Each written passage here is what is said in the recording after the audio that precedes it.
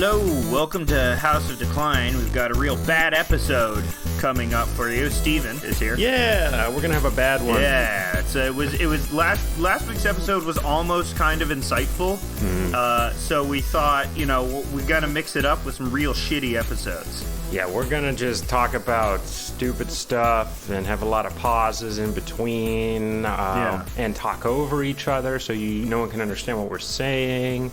Yeah, I'm gonna leave to take a shit in the middle of it. It's gonna be a long shit, but I'll bring the microphone in the bathroom with me. That's kind of good, because that would be kind of good.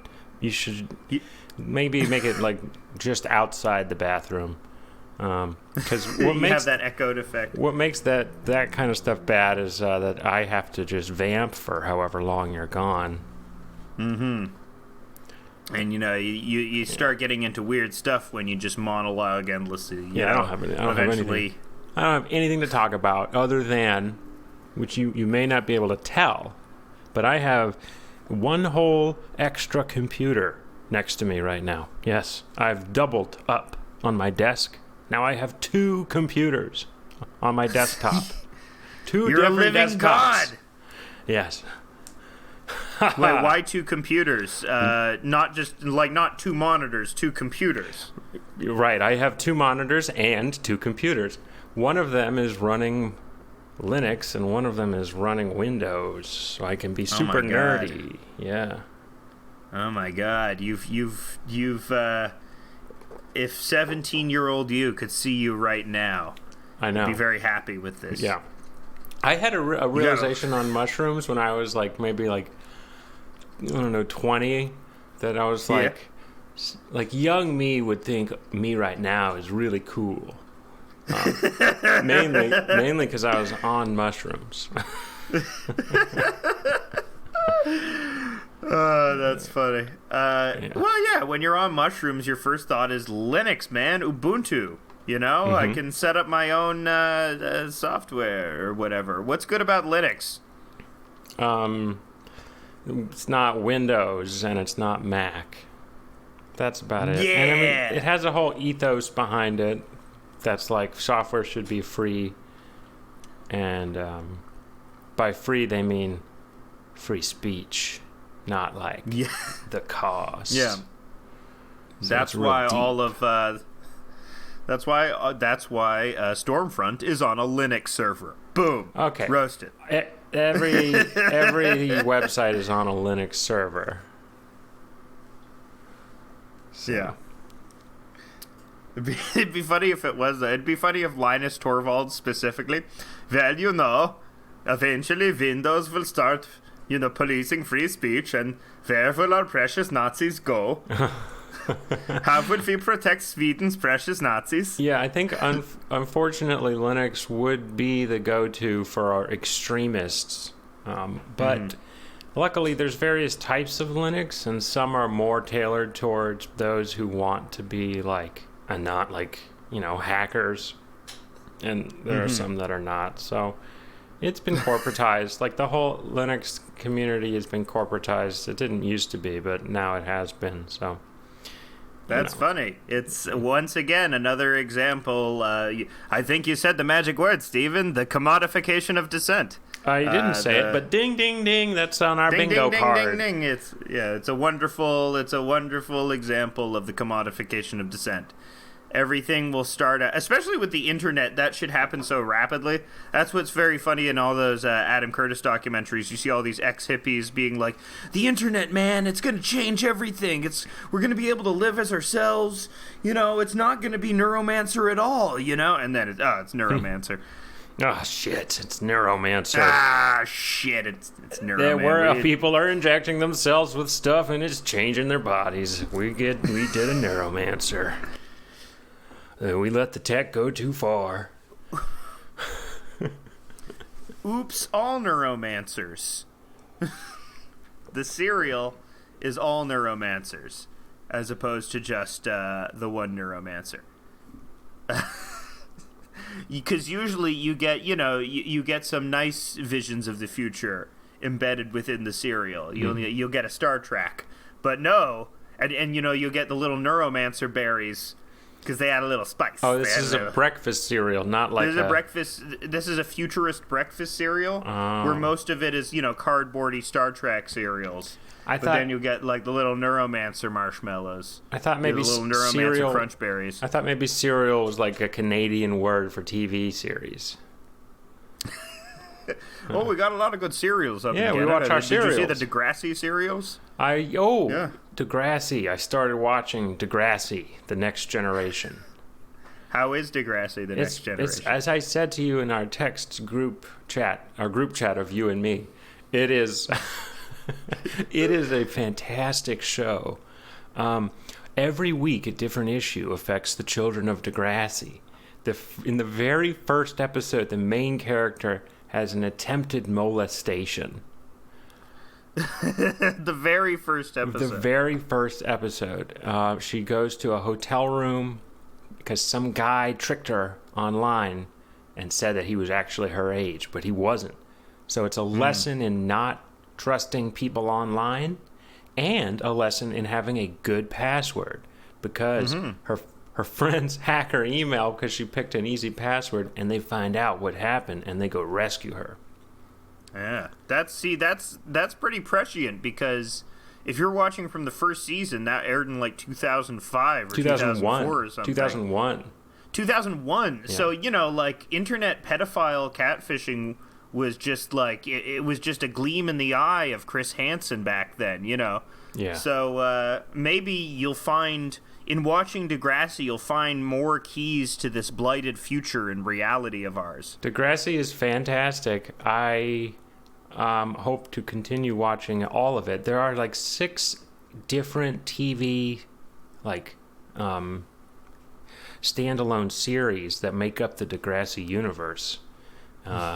So it's, I think fair to say it's Canadians' greatest export. Can't speak. Canada's greatest export. Mm-hmm. Export. The thing about Degrassi is that no matter what the kids go through, they have good government programs, so they'll be safe. Yeah. Except for the indigenous ones. They're out on their own. Yeah, they didn't do Degrassi forced schooling. Degrassi residential schools? Yeah. Oh, no. No, Stephen. That's the next one they should do. Yeah, that's the real teen struggle. Yeah, that's a fucking issue. Degrassi residential schools. I bet that's a hot Steven. issue. What? That's real taboo. See, you don't know what you said, but that's like a crazy taboo thing for Canada that you just said. Yeah, because you guys sent all the native Canadian. What do you call them? You can't call them Native Canadians. We call it. I believe it's indigenous peoples is sort of the more or less agreed upon term. Well, I almost slipped up and called them Native Americans. Used to be, no, they're definitely not called Native Americans because... well, the continent is called America, dude, so kind of they are. I mean, ideally, you call them from whatever tribe they're from, like Cree or, Haudenosaunee or something. Okay, yeah, you're right. But still, you guys did a bad one. It's on you. Time to make a show about it. Yeah. That's how you work through these things. You make a show about it. We do it. We perform. Yeah. The Hamlet method. Hamlet, his uncle, killed a story about a boy's relationship with his uncle. He needed to perform his feelings out. Do a play about it, When life gets you down, when politics gets you down, you do a play about it. Use the theater. Well, so Degrassi residential schooling as an idea is not that far off from a trailer for a show that you alerted me to, the United States of Al. Yeah, beautiful show. Which is a real Chuck show Lorre. That is laundering the past, much like our hypothetical Degrassi would be. Why don't you speak about the United States of Al? The United States of Al is Chuck Lorre, who is famous for doing Big Bang Theory and 2.5 Men, and also writing the Ninja Turtles theme song. He basically has his finger on the pulse of America, right? You know, his sitcoms, in an era of dying network television, his sitcoms produce, you know, like unseen, unheard of numbers. For some reason, people love his stuff. Chuck Lorre, this visionary sitcom producer. And so his newest sitcom is called The United States of Al. And the premise is a soldier that served in Afghanistan is welcoming his interpreter, Al, who is a Pashtun soldier that served with him in the war in Afghanistan. He welcomes him into his family, and Al, through his customs, you know, his wacky customs, ends up bringing the family closer together, you know? And the family cast is replete with wonderful TV character actors, including Dean Norris from Breaking Bad, who plays the soldier's father. And at one point, Al goes in to kiss him on both cheeks, as per the custom of these Pashto people. Wacky. They're wacky customs. They're wacky customs.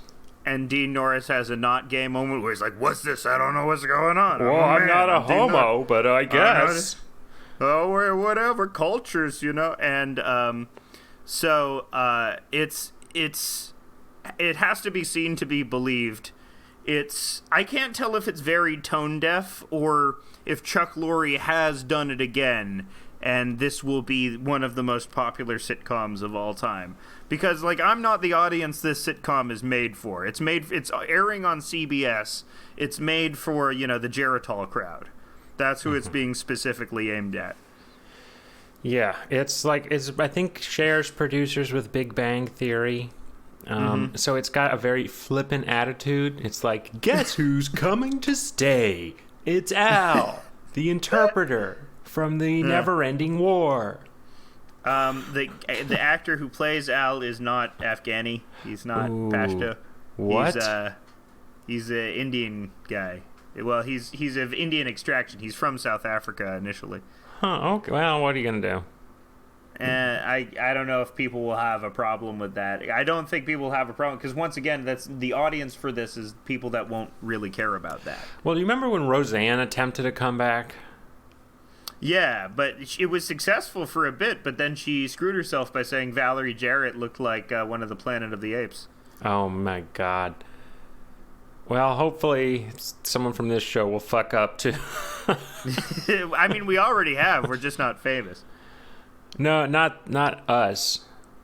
The show, The United States of Al. You and me are hopelessly screwed.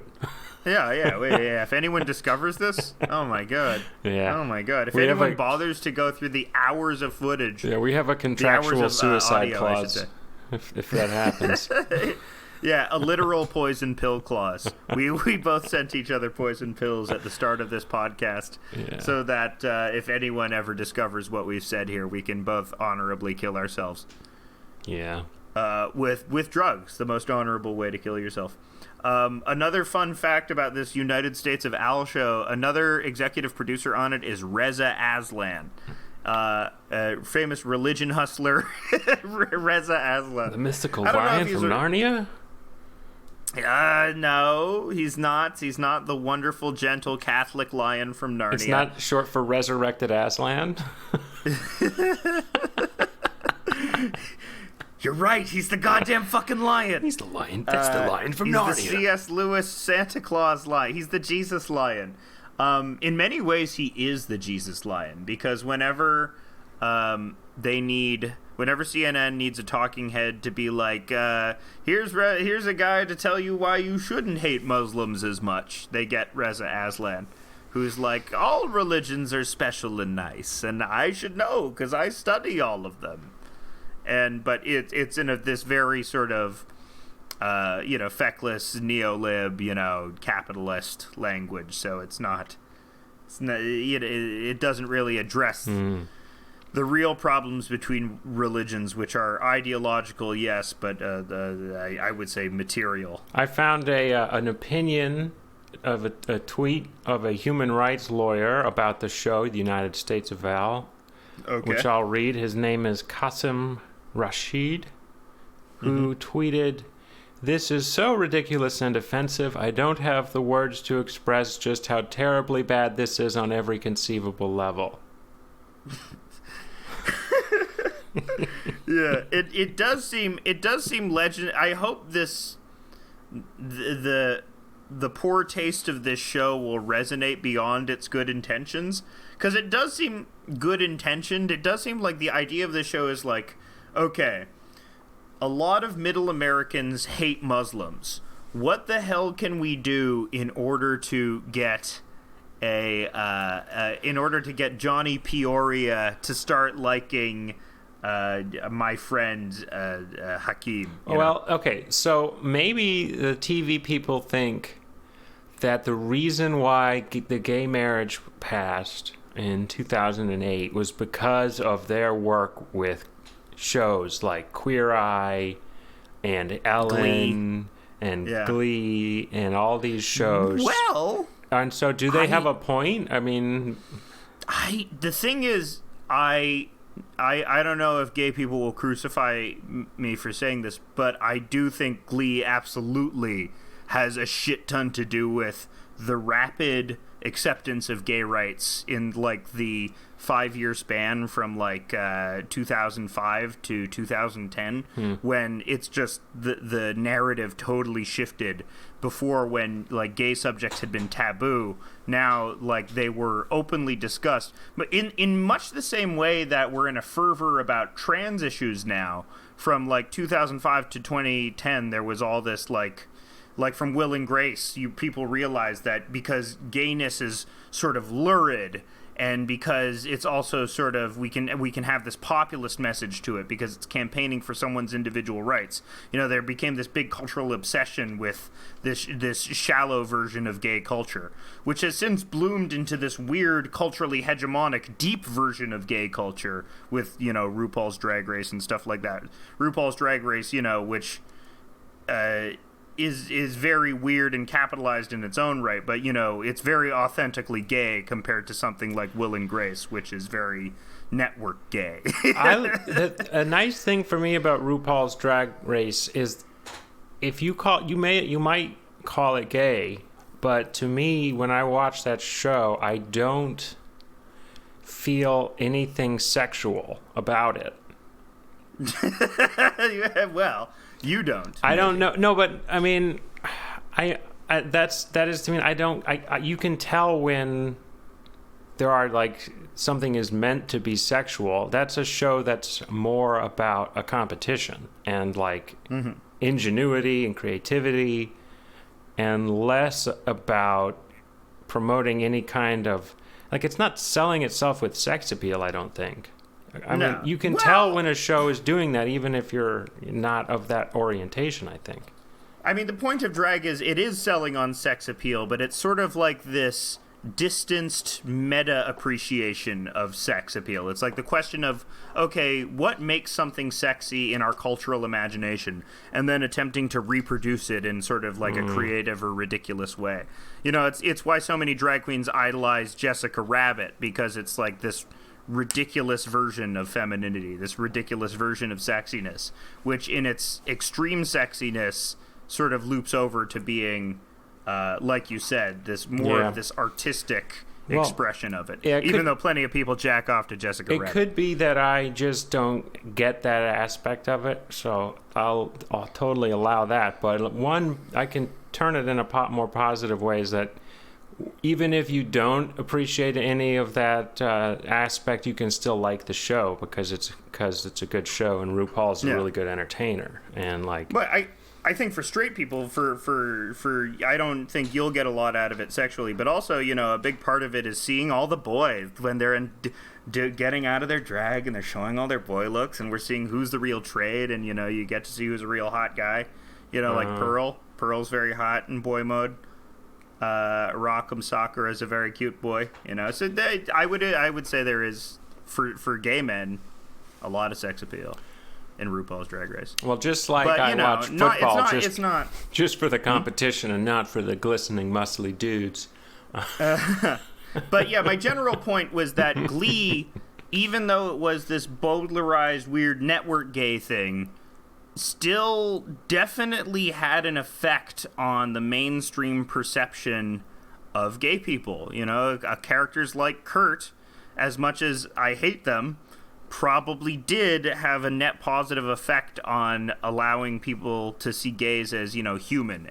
And especially Kurt, who's so cute and disarming, is like, oh, that could be my cute little gay son. I don't want to hurt him, Yeah. Well, maybe the United States of Al will be positive.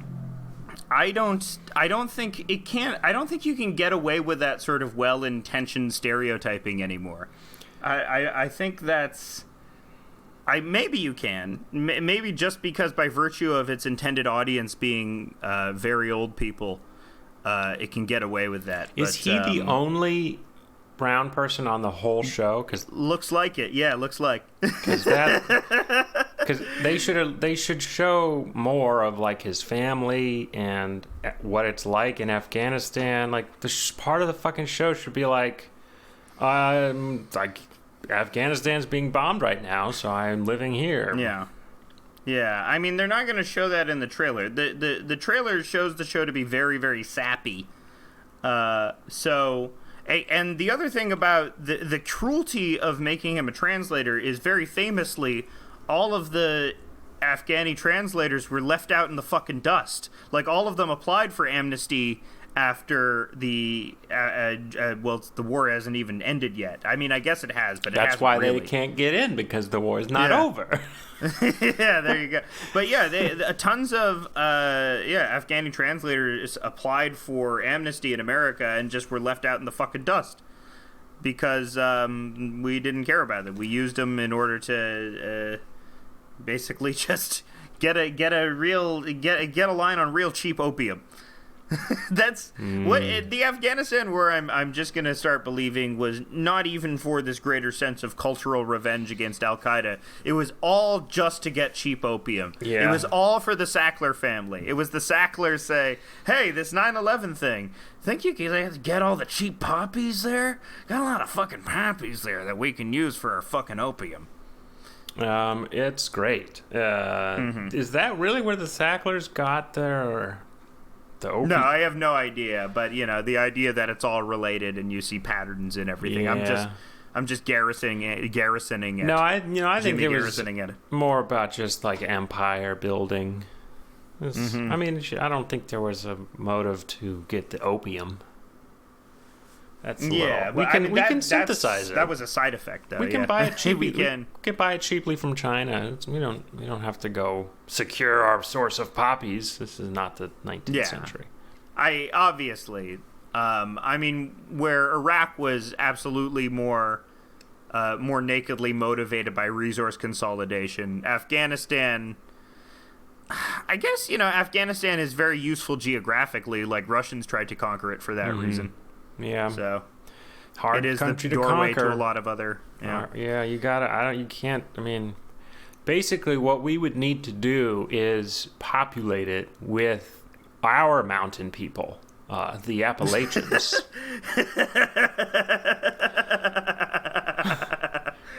Which I mean, that's who makes up most of the army anyway. So yeah, exactly. Just get we got along with them. Culture. They know how to make moonshine. It turns out that the banjo is very structurally similar to an Afghani instrument called the khakamad. So we got off on Pashto bluegrass. That was a thing that we invented together. This show is so messed up. That little gay fella I was talking about, he's coming to live with us. So, do you want to talk about how the character is presenting as effeminate? Is that... Yeah, well, the character is queer-coded, because a lot of the character... It's not queer-coded, but he's presented as shorter and less muscular than his American soldier counterpart. Because, a lot of these Afghani translators were probably big fucking Chads, but they can't have a big fucking Chad overshadow the white Chad, That would have been so much realer to life. Would be like just kind of a guy like you or me, and then a big muscular Afghani dude. Gentle Afghani Chad. Yeah, that is much more true to reality. Based on diet and lived experience, like the soldier coming back will have eaten his fill of Popeye's chicken sandwiches and other assorted fast food items that we have. That's the reason we are having freedom, is for that. Yeah. Yes. As we all know. Yeah. If not queer-coded, the character definitely is the happy-go-lucky stereotype, not unlike Balky, the happy-go-lucky immigrant like Balky from Perfect Strangers. That would be the trope, is Balky from Perfect Strangers, but this time Pashto. And also within the trailer is the thread of the trope of the magical Negro in movies like Bagger Vance, where Will Smith plays a godlike spirit designed to help Matt Damon with his golf game through Eastern wisdom. Bagger Vance is a crazy movie. I should watch that again. Yes. But I think about that, man, that's a crazy thing. Or Morgan Freeman literally as God in Bruce Almighty, where that character, they're a black character who is, wise beyond their years, and they only serve to help the white protagonist with their problems by using their special black guy magic. And we're getting another version of this character with this magical Pashto here, who is helping this family, get over their white sins by by being this disruptive but earnest figure. And we can tell all that just from the trailer. Yeah. Well, yeah, I mean, the trailer, it really, it does seem to speak volumes. I would like to see if, in the pilot, they address the idea, they bring up the idea that a lot of translators were left in the dust, and this guy's a special exception. I wonder, how sappy or how real they're going to get, because this trailer makes it look very propagandistic, and they're just going to gloss over all that stuff. But it would be weird if, they do end up addressing it, and it does end up, for lack of a better word, woke, and, people misjudge it based on this very hasty trailer. I think the odds of that happening are slim to none, but it'd be funny. Well, if, has there Chuck ever Lorre been a comedy to drama transition like that? MASH. Yeah, MASH is the ultimate. Did MASH do that? That's hilarious.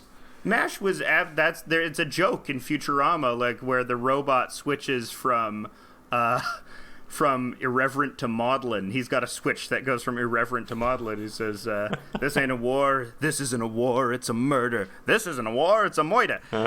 So that has been a dynamic. That is definitely a thing. Where you can... It was more of a thing in the 70s, too. That was actually, a lot of, All in the Family had some crazy episodes where it's, there's one episode of All in the Family where Carol O'Connor, who's... what's the character's name? Archie Bunker, who's a famed bigot. He meets a black guy that he ends up respecting, and he'd be a black politician that he ends up respecting, and then the black politician gets assassinated in a car bomb. And the black politician gets assassinated in a car bomb, and then it's a pretty fucking bleak ending. So yeah, there were a lot of those, a lot more of those serious issue mixing things in sitcoms in the 70s, and it even continued into other Norman Lear programs in the 80s, Maude and Good Times. That actually happened a lot, where they would switch from heavy issues to irreverent comedy. So, but I don't think they're trying to bring that type of Norman Lear style storytelling back. I think from the looks of it and from the general tenor of Chuck Lorre sitcoms, it's not going to be a brutally honest portrayal of the lives of soldiers. So I don't think we can expect that from the United States of Al. But here's hoping. Yeah, it has the effect of here's hoping maybe it does get the Geritol crowd on the side of the Muslims. Geritol? What is this Geritol. word? What is this word? It's some sort of medication associated with old people. It's like an anagram of Jared Leto. It's when you want to say Damitol, but Geritol. Oh, like Jared from Subway? Geritol. It's if old people, when you get older, you have a chance of turning into Jared from Subway. It's like a horrible disease where you just turn into Jared from Subway and start molesting kids. So you have to take your Jaredol. What a gross guy. Oh, Jared. What a funny character. Just an indictment of our system. Of an indictment of meritocracy. This fucking fat ass got thin by eating fast food, you stupid little pigs. You could do the same by eating our dumb fast food. Oh, he's a pedophile. Yeah, and they just enabled him That's America, baby. They just enabled him to go around the country committing crimes. The Subway Corporation is complicit. There's something inherently related to the consolidation of social power and child trafficking. I told you before I was became a serious QAnon podcast. We're gonna serious QAnon podcast, but no, I'm not suggesting any conspiracy. I mean, everyone knows about Epstein, and we know that all these leaders, have something weird to do with Epstein. So I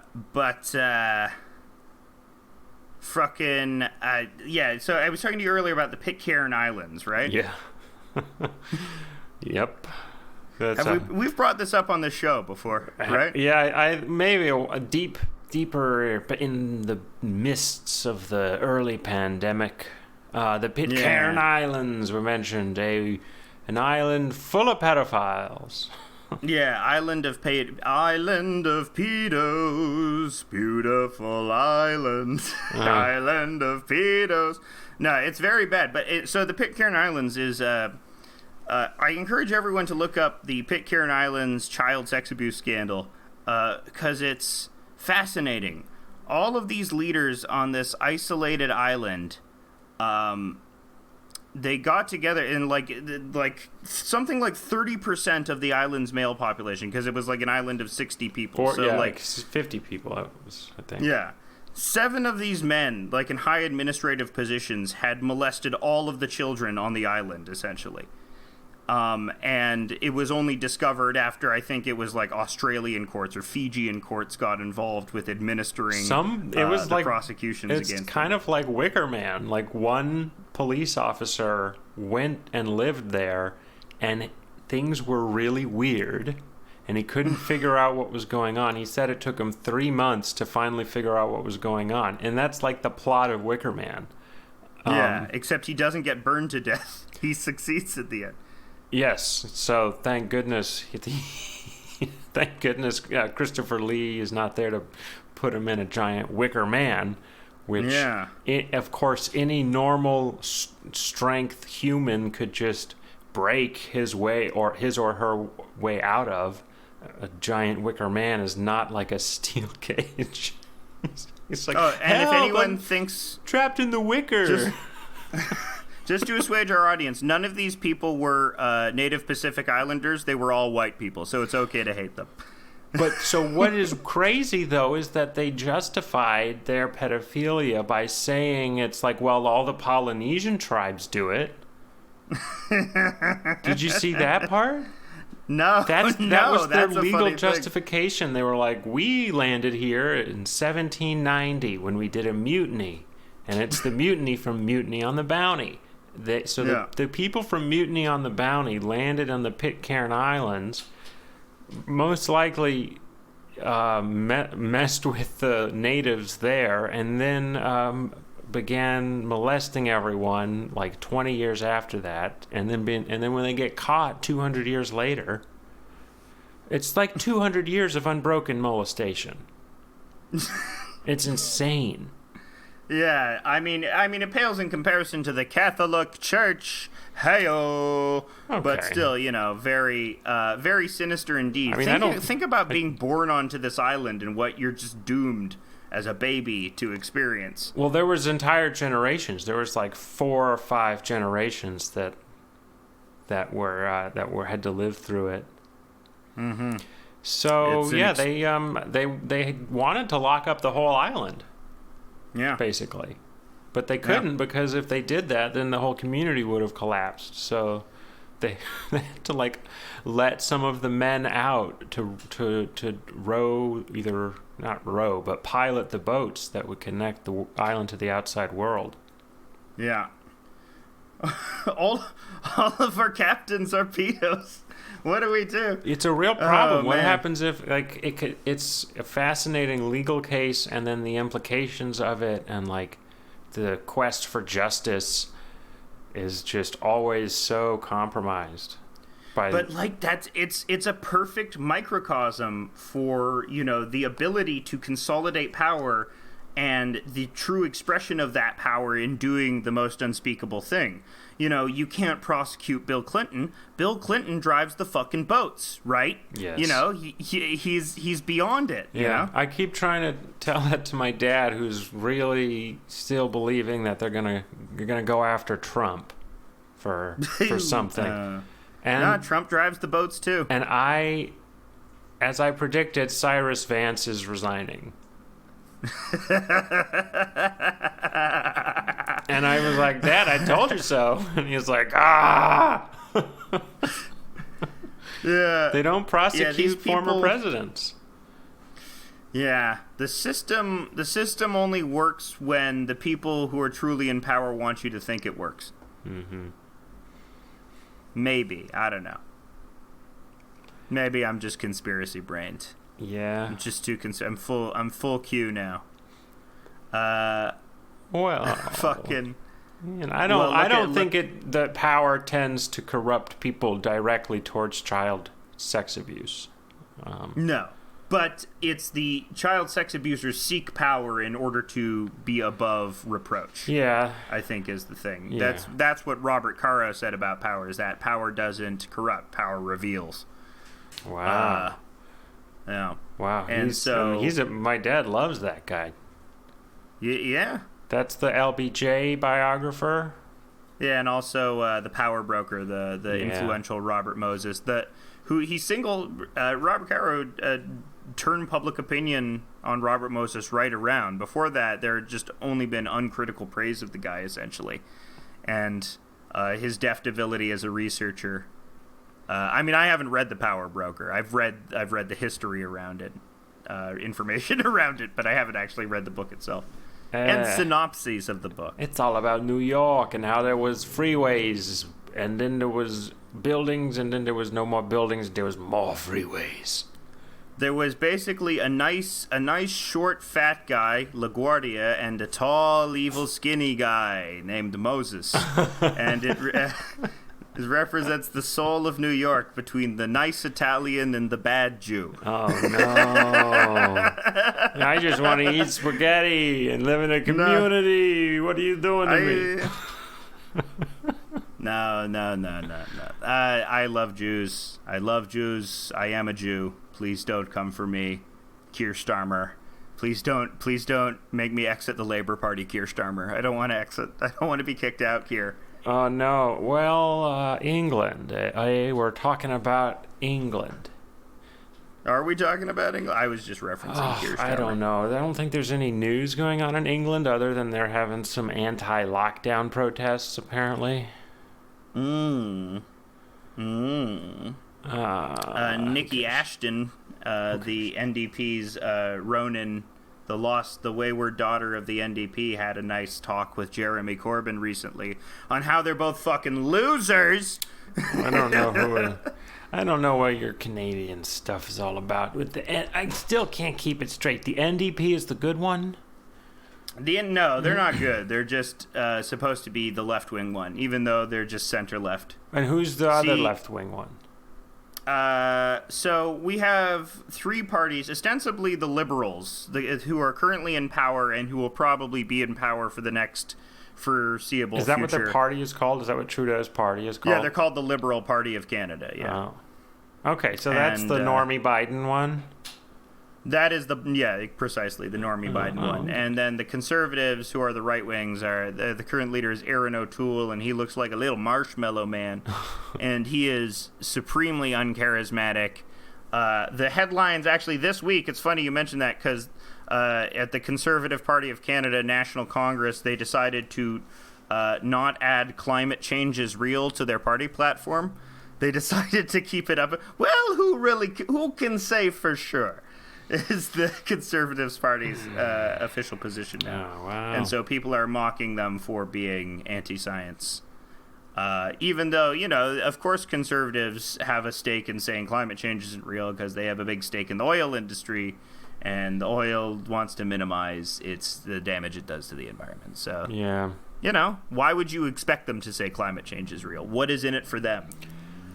So the way it's going to work out is that the Democrats are going to ally themselves with one particular corporate brand of anti-fossil fuel, quote unquote, better energy source, be it wind or solar, that will also be damaging to the environment, and it's just going to be like a battle between two corporate sides, like some kind of weird.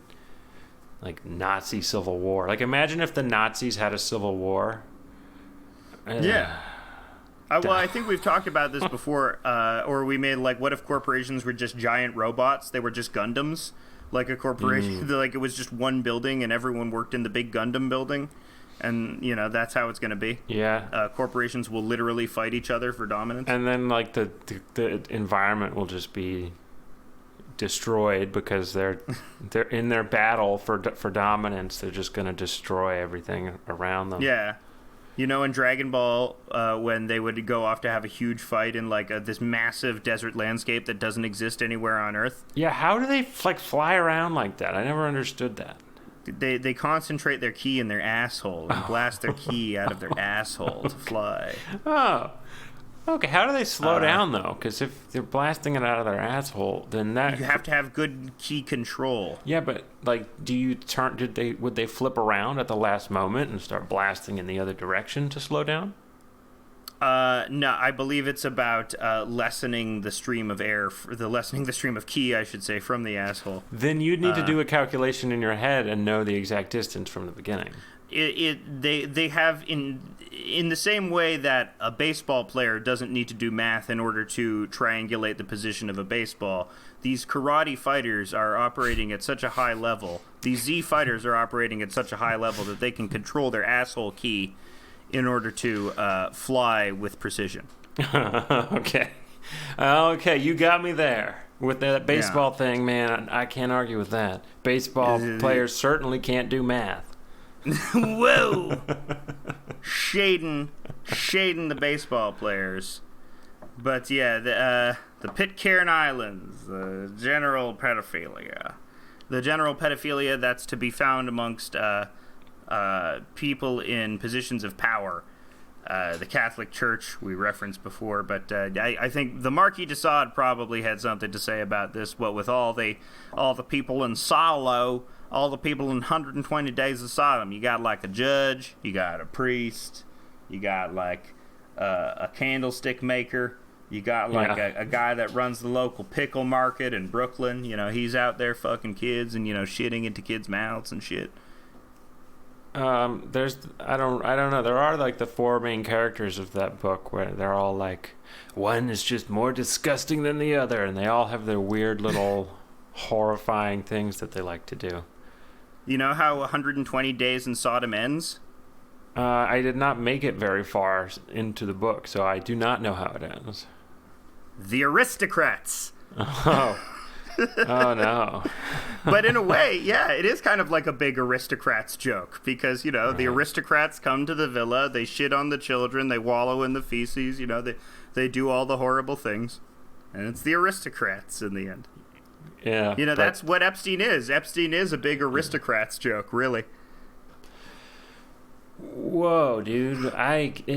Your mind is moving on a frequency that is just,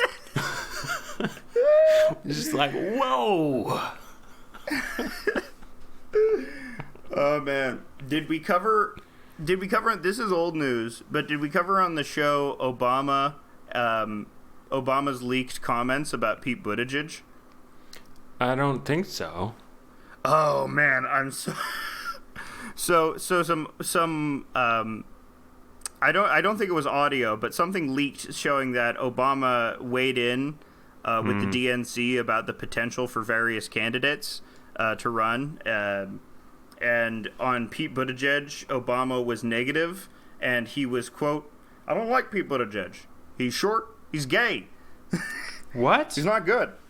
Well, yeah, he said he was gay, but, Obama was saying he was gay in the realpolitik sense. He said he doesn't think he can win because he's short and he's gay, which won't play in Peoria, But I like the idea of Obama saying, he's a loser. Short, he's gay. Damn. So it's very much Obama, go on Come Town. Yeah. I don't like that guy. He's gay. Holy shit. Well, I guess... He doesn't have good odds. And he's not hot gay either. Like, he's not manly gay like Matt Bomer. He's weasel gay. Like Roy Cohn. The real little Roy Cohn rat. I don't like him. Short. He's gay. Yeah. Or you looked it up? You confirmed it? I mean, it's just one book is claiming that he said that. I'm sure he'll deny it, but yeah. Yeah, absolutely. The Hill. No, it'd be great if he doubles down in his next audiobook, like Flutes from My Father. He'll say, "Nah, I meant every word I said about that little Pete Buttigieg rat. Fucking gay." It would be funny if, like, Obama wasn't even aware that Pete Buttigieg was homosexual. He was just saying gay in the pejorative sense. I like him. He's fucking gay.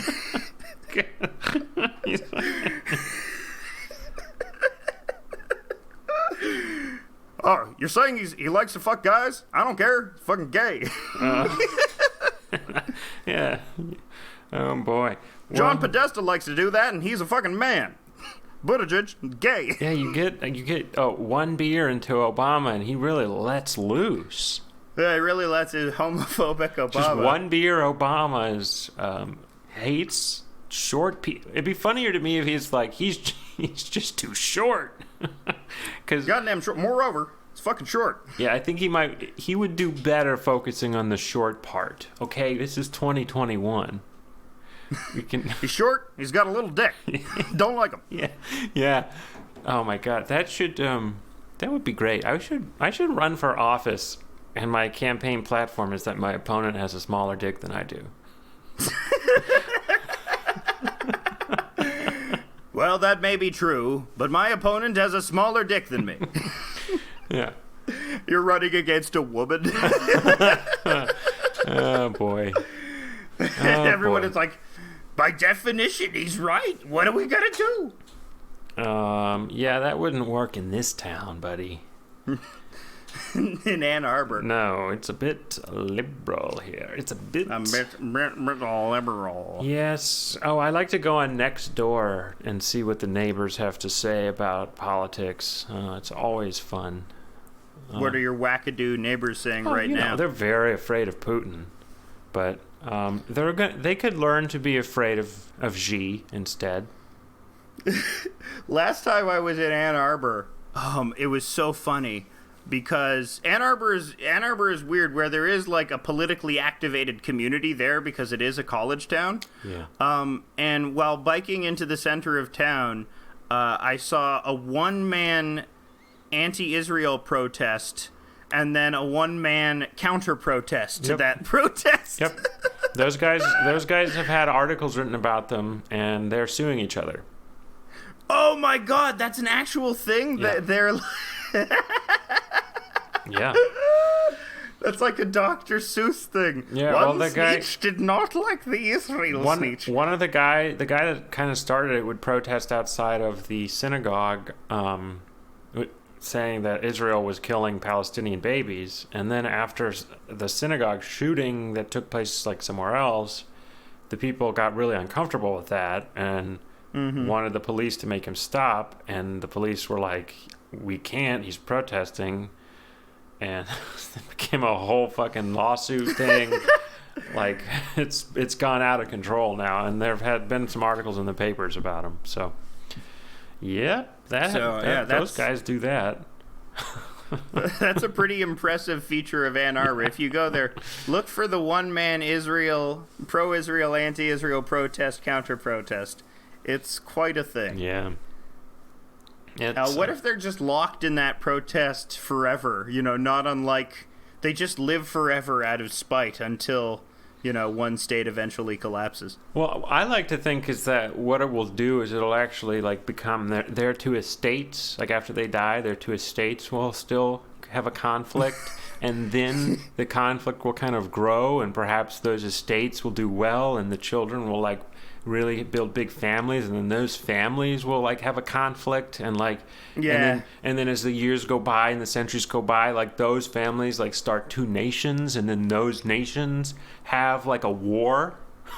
Right. But then they have a daughter and a son, and then they meet up, but then they kill themselves. Yeah, and it's going to be a Zionist, anti-Zionist Romeo and Juliet, We met on the Green Line. Actually, there's already something like that. It was a movie. It's called West Bank Story. It's pretty funny, actually. Coming this fall, a new show on NBC. Your Palestinian and Israeli roommates. The Odd Couple. We're rebooting The Odd Couple, except that it's an Israeli and a Palestinian. Dun, dun, dun, dun, dun, dun, dun, dun, Can they dun, learn dun, to dun. get along? Avi, I call the laundry room the Golan Heights. Did you set up all your stuff in here? No. They draw a line down the center of the apartment, and Avi keeps pushing it. Wait, is Avi the Israeli one? Avi's the Israeli one, yeah. Okay, and I guess Mohammed.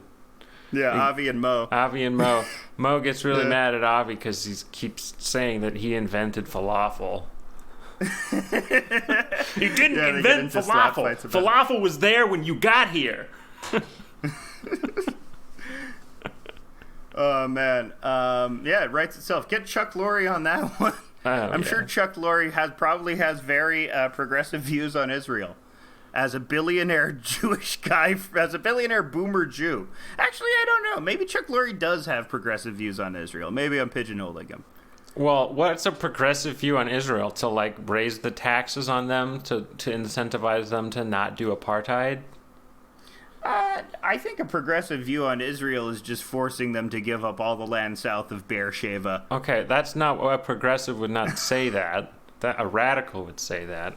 Okay, yeah, but I consider that to be progressive. Okay, a progressive would be in favor of raising the income tax on the Israelis and then having them provide social services to the Palestinians. Yeah, well, you have to get Israel to. I mean, a progressive would be to stop giving as much military aid, or to threaten to take away military aid to Israel if they continue to shoot Palestinian kids in the face, which we have the power to do. I think the thing with BDS, the problem with BDS is that once again, it's an issue of individual consumer choice. In the same way that plastic straws, like paper straws, are an ineffectual individual consumer choice-based thing, penny ante solution to global warming, individual consumer BDS, not buying a soda stream. That's not really going to do anything. That's not really going to affect it. In the same way that the U.S. Withdrawing its extensive military aid, or threatening to withdraw its extensive military aid to Israel, would do. So, that's why ultimately I think BDS makes sense if you're talking about weapons, basically. But for consumer products, I think it's good, and if it makes you feel good, you should do it. And if you feel like you can't support an Israeli product, I sympathize with that. But ultimately, it doesn't produce, even if a million people do it at the same time, it will not produce the same structural change as the military aid, the thing that drives Israeli power, the fucking nukes, the fucking big ass nukes. We can't take away their nukes. Those are their nukes. No, we can't take away their nukes, but we have many more nukes. That's the very tricky thing about nukes, you see, is that once they have them, well, you can't really take them away. Or else they'll nuke you. Yeah, they'll nuke you. Yes, they're a clever bunch. All right, we're going to take away your nukes. Oh, we're going to nuke you then. Oh, we hadn't thought of that. The only country that's had their nukes taken away is Russia, and that was by Ukraine and other countries that were in the USSR that became independent and still had nuclear silos. So there are USSR nukes in Ukraine. And that's part of why Putin is like, Ukraine's kind of mine. Yeah, would like some of those back. You get some of those back. Little more power. Would like little more power. You think Putin? I don't think Putin's a pedo. Putin doesn't strike me as a child molester. Oh, I don't know. He could be. You can't tell. He's fucking I guess he weird. could be. He strikes me as asexual. He strikes me as just motivated on the single issue of accumulating as much power as possible. I don't know. I have no idea. I can't get a read on him.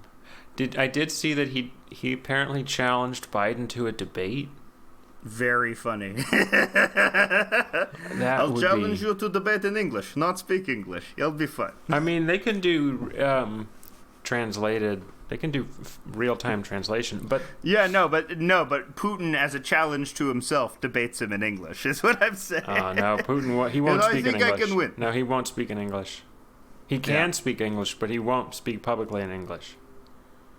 It's rare, very rare. He's done it only a couple of times. It gives away your power. Yeah, no, he shouldn't. I mean, but the problem, I always get hung up on who's translating Putin because, like, as a former Russian student who doesn't have any mastery, I mean, there's some words I can pick out occasionally, but I know I couldn't understand it. But I just know from experience how tricky translating can be. So I can't imagine the pressure of translating a head of state in real time in a debate. Not only a head of state, but a head of state where it's like, oh, this guy, he might kill me, maybe, if I do the wrong thing. Well, probably not. Only if you're a Russian. Like, yeah. He doesn't. I don't think he really. Did he ever kill anyone not Russian? No, he's not. He's not America. I don't know. Right? Putin I mean, he killed a lot of Ukrainians for sure. Yeah. That's so true. they're not technically Russian. Yeah, that's true.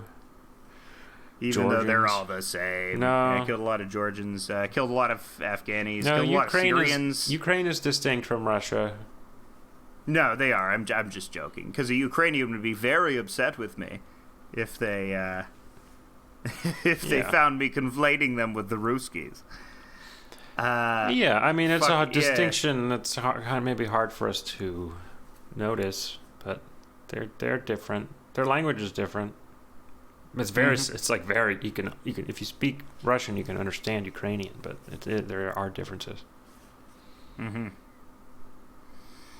Well, Palestine's probably going away soon.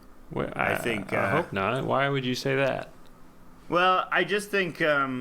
So the strategy for Israel-Palestine, for like the evangelicals and the Zionists, has essentially been a war of attrition. Israel is this gigantic fortress that's under a siege, but it has this endless ability to wait it out because it has the backing of all the Western powers. Whereas Palestine, it has the backing of, the Middle East and, I don't know, maybe Cuba or somebody. But yeah, it has no real money behind it, and it has no ability to sustain the siege against its own fortress. And, last year, famously, the UAE signed up a scare quotes peace agreement with Israel that basically said, we don't care about Palestine anymore. We're not going to back Palestine anymore, which is a signal to other Arab countries that it's okay. We can get rid of a pan-Arab solidarity in favor of a capitalist future. And, all it takes is for Saudi to go on that. And then, or Jordan or any of the supporting countries where Palestinians can effectively immigrate to or get support from. Once that goes, which is sooner rather than later, it's over for them. And Israel will have essentially won. And we're seeing that now. And it's kind of sad. It's really sad, actually. We're seeing a country and a people go extinct before our very eyes. And there's really not much we can do about it. We can raise awareness, but the the world at large has decided on this. They've decided they don't care enough about the dissolution of this nation before our very eyes to really say anything against it. I mean, that's the big problem in the NDP, is trying to get the NDP people to fucking acknowledge Palestine. And they don't, because it scares all the money away. Well, I don't know. If you lose a war like that, yeah, you have little options. I mean, when it comes down to it, Israel, with the backing of the United States, won the military conquests to take the land. Yeah. So the Arab, and continue to. We'll see. Maybe Iran will develop a nuclear weapon. I mean, yeah, let's hope Iran develop. If Iran develops a nuke, but why would Iran? I mean, Iran has never been the biggest supporter of Palestine either. They don't have skin in the game. I guess the genocide of an entire people is not would not justify the retaliatory use of a nuclear weapon. Well, especially because Persians generally don't see a lot of solidarity with Arabs either. So there's not tons of pan-Muslim solidarity. Palestine is far more supported by a pan-Arab coalition, and other sort of communist coalitions across scattered communist coalitions across the world. Yeah, but none with any real power. I would not be so certain that Israel would be able to extinguish the Palestinians without reprisal. I don't. Well, that they aren't. You aren't able to extinguish them all at once without reprisal, but you can definitely. It's essentially gentrification, but military gentrification. Mm-hmm. It's like what happens in Bushwick. Eventually, you just displace all the brown people by raising the rents and creating a police force that enforces the new high property rights, the new expensive property rights.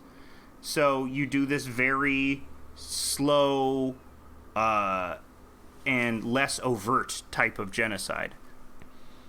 Comparing it to, obviously, it's a more extreme than the gentrification you see in Brooklyn, but it's virtually the same thing, muscling out to get your property, to get your free real estate. Well, the last big thing I remember happening was when Palestinians were having a protest and attacking a big fence, and then Israeli snipers were shooting them in the knees. I think that was like a couple years ago. And the attention around this issue ebbs and flows with the size of the protests. I haven't noticed or heard of any protests there recently. Have there been any going on?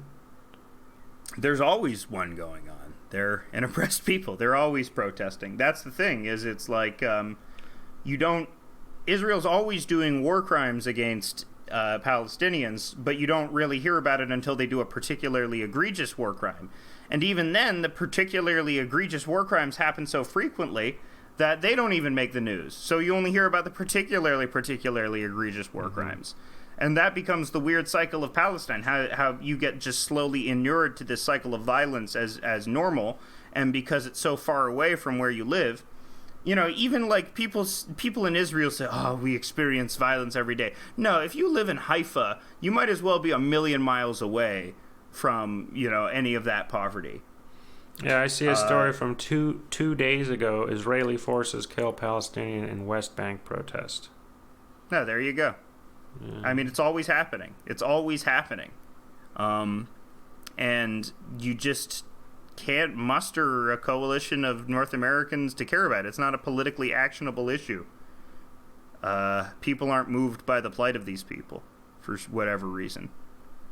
Because they're Muslims, so, there's been this big hatred of Muslims, and I mean, it's the weird Israeli homo-nationalism, which we also talk about, where you say, these people hate the gays, so we can kill them. It gives you justification.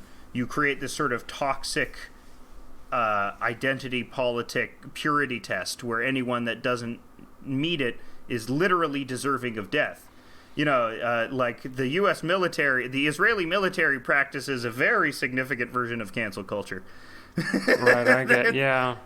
I've seen that. You said a homophobic comment. Yeah. You get that with the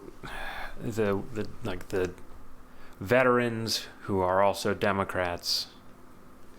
They love like that. Charlotte Clymer. Yeah, they love to uphold values by force of arms. Yeah. Tammy Duckworth by force of arm. No, oh boy, you are finished. That's now. ableist. You're never gonna make it. I disavow 100%. Disavow. I disavow. Hey, you want me to say I disavow? I disavow. Okay. Tammy Duckworth believes some pretty ghoulish stuff, and she lost her arm doing a bad thing. So I don't know. I mean. Yeah, well, I don't know what she was doing. I don't can't right. say if it was good or bad. I don't know what she was doing either. But I'm bad. I'm evil. You wanted to talk about the ghoulish politics of Alexandria Ocasio-Cortez.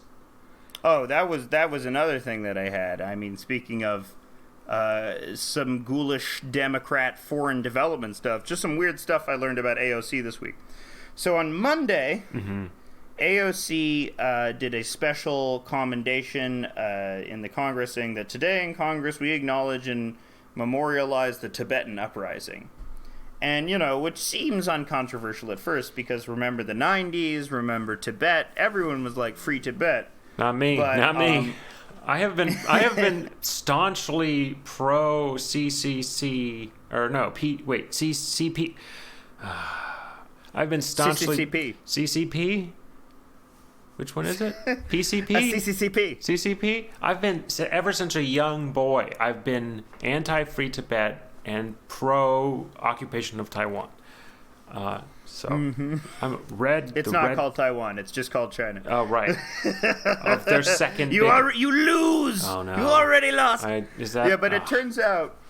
So, a lot of the sympathy for the Tibetan uprising was literally driven by the CIA. Like, the CIA backed the Tibetan uprising as essentially an anti-China op. What? What? What about all the stuff I saw on Nickelodeon? What there was free Tibet stuff on Nickelodeon? Yes, constantly. Oh my god. Well, Lisa Simpson, would always be on free Tibet, but Lisa Simpson is a great mouthpiece for lib values because she's going to be Kamala Harris. She is Kamala. Well, I guess. I mean, that it's a romantic idea of a country wanting to have a revolution for their own freedom, for democratic values, because that's what America's about. Yeah.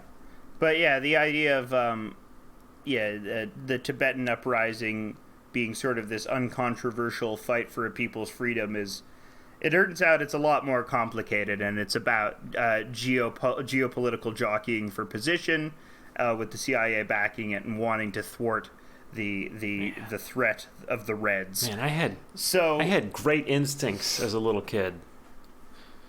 Yeah, you were, your contrarian opinions, right on the money. Contrarianism most of the time is correct. Yeah. Which is, It's just argue against whoever is in power at the time.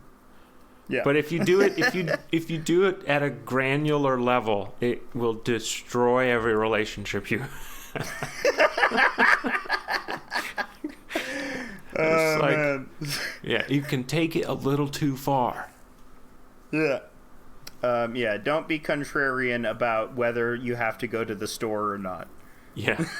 I get halfway to the store and then I turn around every time. It's like I get halfway there and this contrarian switch is like, oh, new power dynamic. Now we're more than halfway to the store. That means I have to fight against the impulse to go in, and I can't go in. It renders me completely like in stasis eventually, just vibrating. Yeah. Just the cells of my body contradicting what the cell next to it is doing. Just in a state of just yeah, perfect stasis. Yeah. AOC the Tibetan uprising. What's weird about AOC is that her foreign policy bona fides are not there. They're not bona fides. She has no foreign policy bona fides. In fact, she's uniformly bad on foreign policy issues, as we've seen. Her very first day in office, she essentially abdicated issues regarding Palestine. And when I think people were accusing Ilhan Omar of being anti-Semitic for just saying, bog standard anti-Zionist arguments, AOC didn't support Ilhan Omar. She was like, I think we have a lot to learn from AIPAC, actually. And so that was a sign of things to come. But another thing, so the person who made me aware of this information was Andre Demise. I don't know if that's how you pronounce his name, but Q Anthony at Andre Demise on Twitter. He's a great journalist, a great Canadian journalist. So he pointed this out, that the Tibetan uprising was a CIA op. But also from this thread, I found out that AOC, in her Boston College days, I mean, not only did she major in international development, but she had an internship at the USAID, the big international development ghouls, the government organization in cahoots with the Bill and Melinda Gates Foundation and all of those development organizations. She had an internship? Yeah. Okay. Well... That's but those internships are important. Those especially for someone who gained as much power as AOC, it shows where her sensibilities lie with regard to, say, international microloans, or whether she can be trusted to make good decisions about the IMF at a federal level. You think she's an interventionist? I think the word that I would use is not interventionist, but international development ghoul. Okay. Like, if it was intervention, if intervention is good to me, like, it's that Sankara quote when he says, what food aid is to these Western countries is they give us a block of wheat. But what we consider food aid would be like permanent irrigation projects, stuff like that. But what international development and stuff like IMF does is they keep a third world country dependent on a consistent supply of aid, so that if they stop selling them cobalt so cheaply, they can threaten to withdraw that aid. And it's all in cahoots with this big corporate hegemon designed to extract the precious mineral resources of Africa and other countries for very, very cheap. So, and it seems as if AOC is... maybe, I'd like to believe charitably, unwittingly part of this scheme. Yeah, but I can be pretty charitable with those people. I mean, because they, if you try to look at it as kindly as possible, it's that they're seeing something bad in another country and they're trying to fix it. As we know, when they try to fix it, they can sometimes just end up giving money to the dictator that's causing the bad thing, and then it gets even worse. Mm-hmm. But also, they can sometimes help a little bit. It's hard. I'm trying to think of like an example where, okay, what actually is a great example of where international development contributed to the rebuilding of a country devastated by conflict was the American aid of Europe after World War II. Yeah, I mean, I have another... I mean, the Doctors Without Borders goes into the Congo and vaccinates people where there's no roads and it's dense jungle. And, I mean, sometimes it's, like, good. I think Doctors Without Borders also has, like, if you're an NGO, you can't escape shady shit. Right. But yeah, DW, Médecins Sans Frontières, they're usually seen as, like, the general example of functioning charity, or one that doesn't have as many of the horrifying compromises as something like the Susan G. Komen Foundation or something. Yeah, I like Doctors Without Borders. I talked about this before on the show. I read a testimonial of a guy who went and vaccinated people in the Congo for like measles and stuff. He's saving lives. He was vaccinating like 1,000 people a day. One guy. Impressive. Yeah. So, hey, we need you back here, soldier. We got a vaccination mission. While you were gone, a whole pandemic erupted because of your absence. Your expertise in vaccinations was sorely lacking. Soldiers, we need you back here. We need you now more than ever, Needle Dick. Oh, I'll do my best with my needle, Dick. Oh boy, here I go, vaccinating again. Yeah, I'm needle dicking everybody. Two Biden stories that I wanna this week happened that I want to round out the episode on because they're very funny and both horribly indicative of the future to come. The first Biden story, I'll go in chronological order because it's funny that it happened in this chronological order as well. So first, Biden fired a bunch of White House staffers that had tested positive for marijuana. That's different than what I heard. They admitted admitted past use. Oh, they only admitted past. They didn't even test positive for marijuana. I think they didn't P-test them. I think. Okay, so they only admitted past use. That's even weirder. I don't know. I mean, it's not weirder. Let me look it up. We got to get the facts straight. This is not a fake We're a news facts podcast. We're a news podcast. Yeah. But while Steven is looking up the facts, the general gist of the story is a bunch of White House staffers got fired for past marijuana use. And of course, what everyone pointed out is that Kamala, during her campaign, famously admitted to smoking weed in college and listening to Tupac, even though she attended college before Tupac had released any music. Tupac. Oh yeah, I smoke weed and listen to Tupac. I'm cool. I don't send people to jail for weed. I smoked weed. Vice President Harris, who's your favorite current rapper? That would have to be That Baby. I really like That Baby. So no, yeah, it was past use. NPR says it was past use. Yeah, only past. So they didn't even piss test him. It was just like, I bet Joe Biden went up to them and was like, hey, Jack, you ever smoke that, wacky tobacco's legal in D.C. now. You ever smoke that junk? And the kid was like, yeah, I have I go to that. And then they were blindsided. They were, joke's on you, Jack. You can't trust you in your stoner ways. Oh, man, a classic. You're going out where all the stoners go, back into Robert Crumb Town. Is Robert Crumb the cartoonist? Yeah, I don't know why Joe Biden would know that reference. It's like the weird bunch of people showed me our crumb once, didn't care for it. It was too sexual. Yeah, that's by. I didn't like the dicks. Didn't like the detail on the penises. I don't care about the Biden firings. I only care about the Biden firings because it's funny that it's an ideological firing. Yeah. It's like Trump would fire people for petty personal reasons. But this is like Biden being like, there's no room for goddamn layabout stoners in the Biden White House, Jack. If you smoked marijuana, it means you've probably got some kind of crazy ideas. Maybe you're a pacifist or something. You're probably some kind of weirdo pacifist. Yeah. I don't know how anyone can look at, just have the example of Ted Nugent right in front of you and say that marijuana makes you a pacifist or makes you. All the soldiers in Vietnam.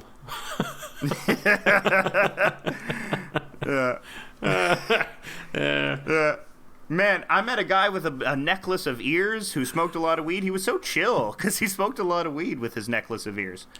Well, what was the other Biden story? Joe Biden falling, climbing up the stairs to Air Force One and tripping 3 times along the way, showing his weakness and infirmity. Yeah, he showed his whole ass. He showed, it all fell out, and then he started pooping. His pants fell down, and he slipped on the poop. Damn, Jack, I slipped on my poop. Yeah, got everywhere.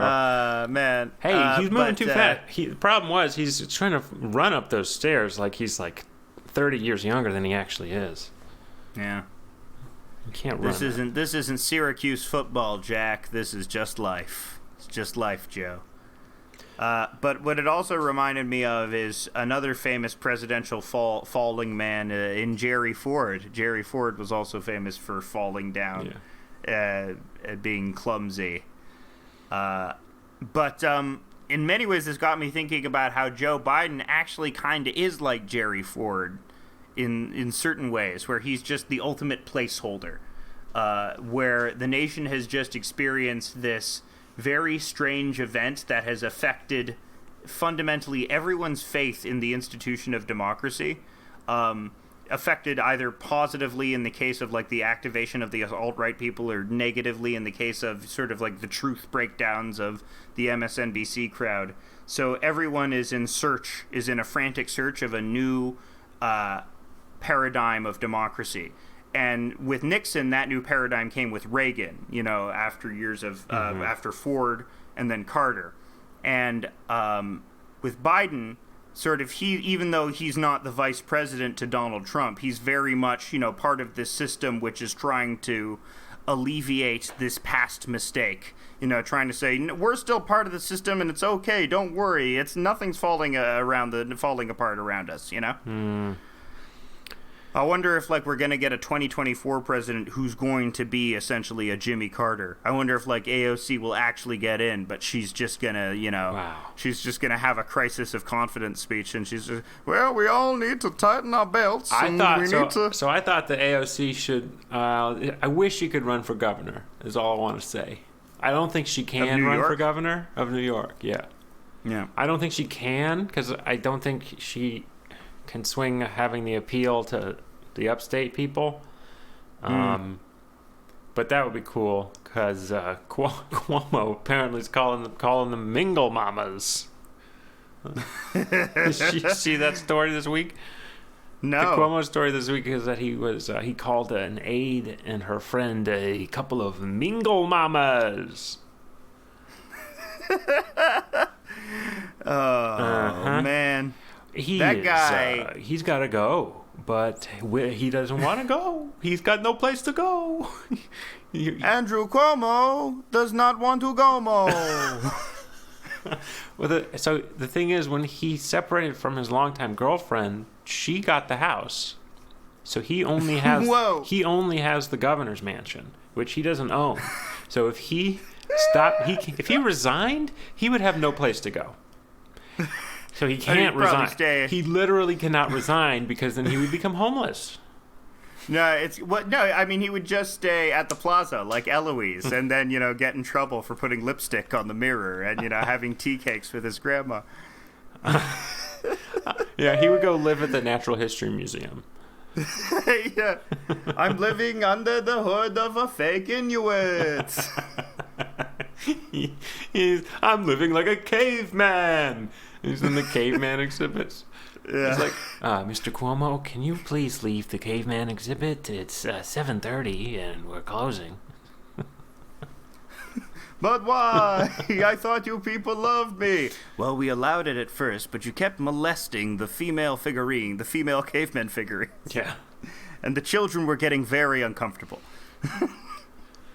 Well, the show's almost up, but I wanted to talk about Valheim real quick. Valheim, my favorite your video newest game. obsession. My favorite video game right now is called Valheim. It's like Minecraft, but you're a Viking. And I've set up my own server for all my friends to come and play on it. So if you got a computer, download Valheim. And then direct message me. Tell me you did it. That's all. It's very fun. It is very fun. And Steven, even though I don't play it, I can definitely vouch for Steven. Go to his Valheim server. Go get, you're going to get a computer, right? I think the first episode of the show is me being like, you got to get a computer. Yeah, no, it's never going to happen. Come on. It's never going to happen. It'll be episode 1011, we'll just be penises in jars podcasting. But you could play so many cool video games, and you can use a controller. I have my Nintendo Switch. It has all my baby games. Yeah, but it. You said you wanted a PS4. I'm sorry, but gaming computers don't have baby games, and I only like baby games. They have baby games. No, but not the baby games I like. I want my baby games. They have a lot of the baby games you like. I want Mario Baby Party and Legend of Baby Zelda. Okay, and they have emulators. I want Baby Metroid. They have emulators. It's Baby Metroid. Forget it, kid. It's Baby Metroid. All right. Well, you're not seeing my logic and reason, so I guess I'll give up. I'm seeing your baby logic and your baby reason with your baby Valheim. Well, they have good... It's the babification of all society. Everything is baby now. I mean, Valheim's not baby. It's not for babies. It's for big boys. It's for big boys. Look, we focus too much in this society on the boss babies. Let's focus on the worker babies. Oh, I was like, okay, the worker baby? I thought you were going to be like, boss as in slang. No. We see, between the boss babies and the worker babies, we see natural class conflict. In boss baby, are there worker babies? No. I mean, that's where the sort of capital... I mean, all babies are implied to be workers, because I don't know the premise of boss baby. Just the boss is a baby, but all the workers are adults. No, I think the baby... The cuteness is a resource, and the babies need to mine the cuteness. It's like a depletable resource. And the boss baby is responsible for sort of keeping up the supply of cuteness in the world, I believe. And they're in direct competition with the puppies over, like, the source of cuteness. Or it's not cuteness, it's love. Oh, he's the boss of all babies, like, worldwide. Yeah, he's the boss of all babies, and he's generating the love, which is sort of like a currency. It's a unit of currency, essentially, in the baby world. So the babies are the workers. Yeah. But this sounds exactly like one of your video games. Yeah. It's exactly... This is Dark Souls, yeah. Yeah, that's another thing. You are playing Dark Souls and From Software games on the worst possible console.